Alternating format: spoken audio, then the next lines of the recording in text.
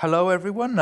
I'm Sean. This is a sort of a channel that used to be all about sports and interesting topics. However, today, as in the last few days, we're going to talk about coronavirus, and I'm going to interview a friend from the UK.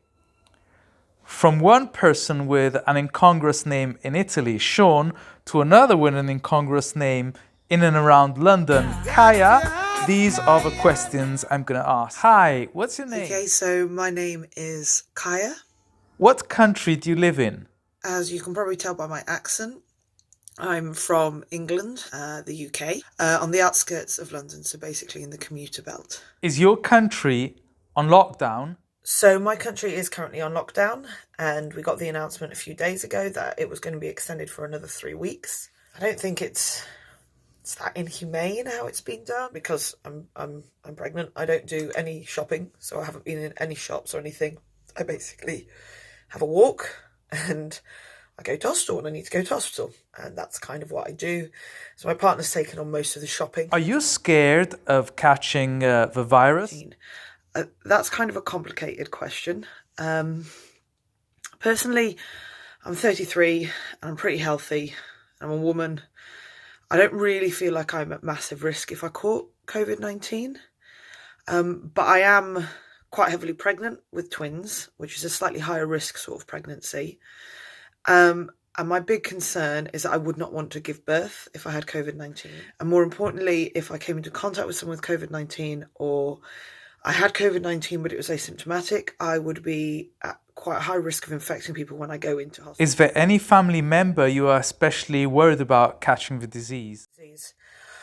I myself only have one living grandparent, and she's in her late 80s, and she lives on quite an isolated community, but does get support. My partner has only one living grandparent, and he too is, he's in his early 90s, so he's pretty elderly, but again, he's getting, whilst I do have concerns, I wouldn't say that they prey on my mind hugely.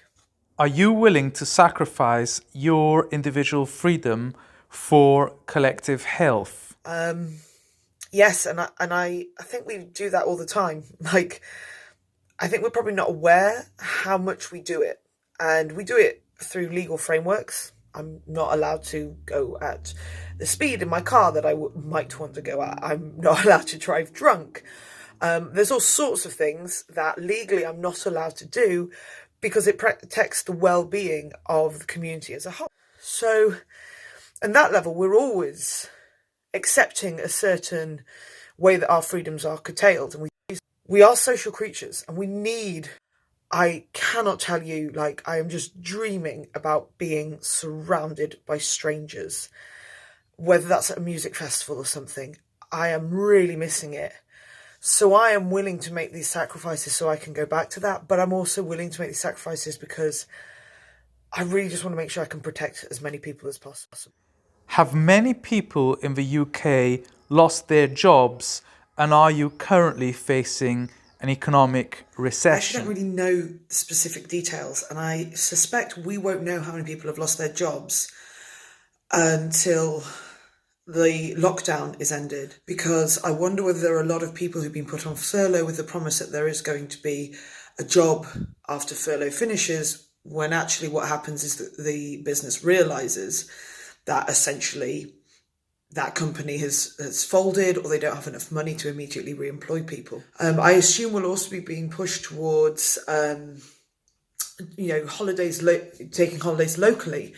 Areas that would be relying on tourism at the moment, like the Lake District, Wales, Cornwall, the Peak District, Yorkshire more broadly, and so forth, they're not getting their uptake in people coming in at the moment. They're desperately trying to keep people away because they don't have a huge number of hospitals and so forth. I am really sad as a lecturer for my students who are graduating this year. I don't think that it's going to be looking particularly healthy out there in terms of the job market. I graduated alongside my partner and a lot of my friends in 2008 when the Great Recession, or the last big recession, started. and we were equally given this sense of fatalism and nihilism of this is just going to be terrible. And, you know, we made it through. Do you think it's possible that by imposing so many rules, governments are trying to shift the responsibility from themselves, acting directly, to the citizens who may be seen as guilty of breaking the rules? I mean, yes, but I honestly think that happens with everything.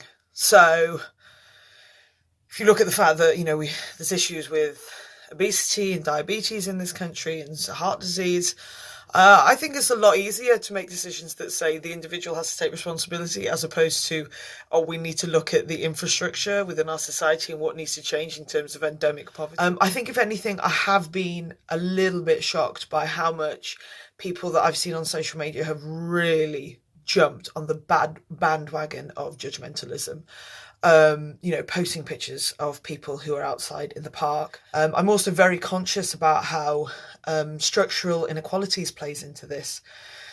So I have a garden and I'm currently up in my loft room, which is a beautiful room. So me sitting there telling people that they're not doing things right or that they shouldn't be going to the local park just feels really disingenuous and cruel, because having lived in London, I lived in a 1-bedroom flat. And I know that there were families who were in like 2-bedroom, 1-bedroom flats, and they didn't have any green space, as people have very quickly wanted to be able to start judging other people and what they're doing. And that's been quite disappointing, I think. Kaja, what do you think is going to prevail? Selfishness or rather kindness and helping others?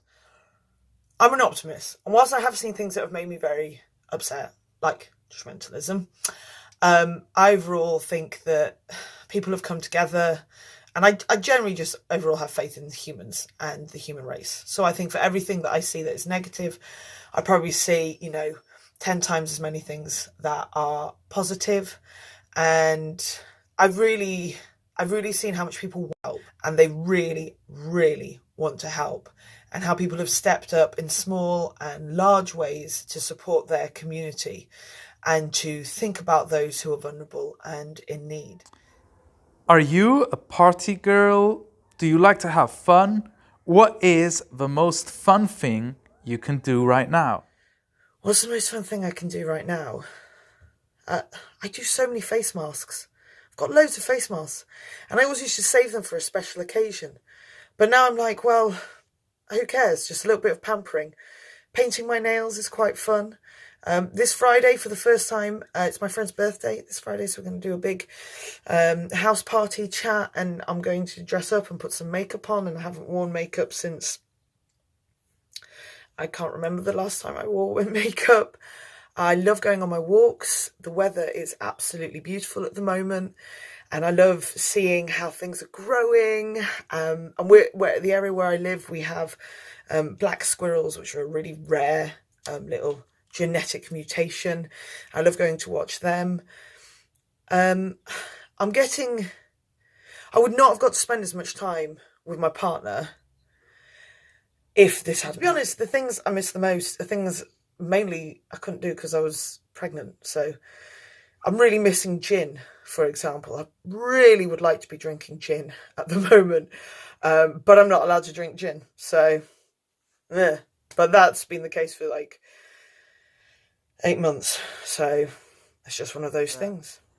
Have the British, lost their smile, lost their ability to laugh in the face of this mishap, this tragedy, this terrible lockdown? Oh, I love this. Have the British lost their sense of humour? I can't speak on behalf of the whole of the UK here. We're all having quite different experiences of this. And one of the joys I've had is like 3 of my friends live together in London, and they're just really amusing. I look how they interact on Facebook.